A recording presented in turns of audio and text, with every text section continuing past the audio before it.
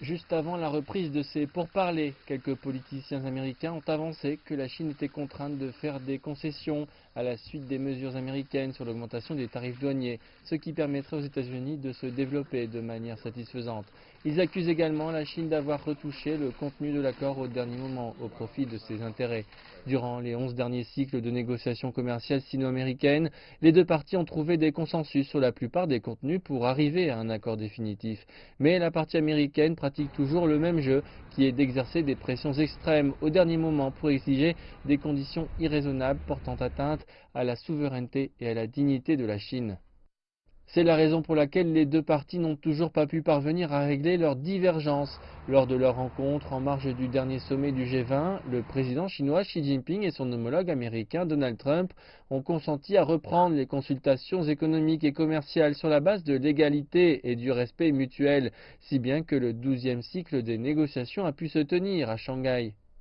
Les choses semblent bien évoluer. La Chine a repris ces derniers jours l'importation de plusieurs millions de tonnes de soja américain, tandis que les États-Unis ont annoncé l'exemption de tarifs douaniers supplémentaires à l'égard de 110 produits industriels chinois exportés et fait savoir qu'ils encouragent les entreprises américaines à poursuivre leur approvisionnement aux entreprises chinoises, ce qui illustre la volonté commune des deux parties de matérialiser le consensus parvenu entre les deux chefs d'État au sommet d'Osaka.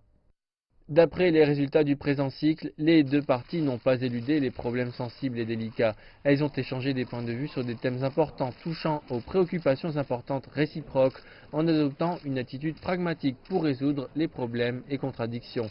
Et en même temps, les deux parties ont discuté de l'achat de produits agricoles américains. La partie chinoise augmentera le volume de cet achat selon ses demandes intérieures, tandis que la partie américaine devra créer de bonnes conditions favorables à l'achat.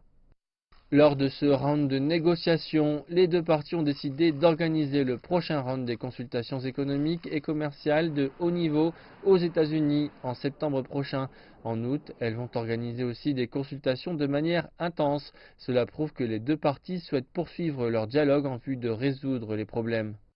En tant que deuxième économie du monde, la partie chinoise a toujours porté son regard sur l'avenir au cours des négociations sino-américaines.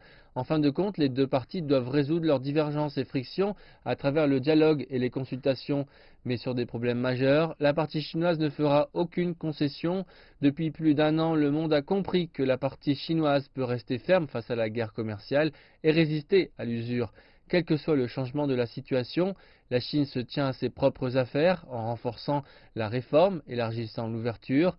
La Chine restera toujours un bâtisseur de la paix planétaire, un contributeur au développement dans le monde et un défenseur de l'ordre international.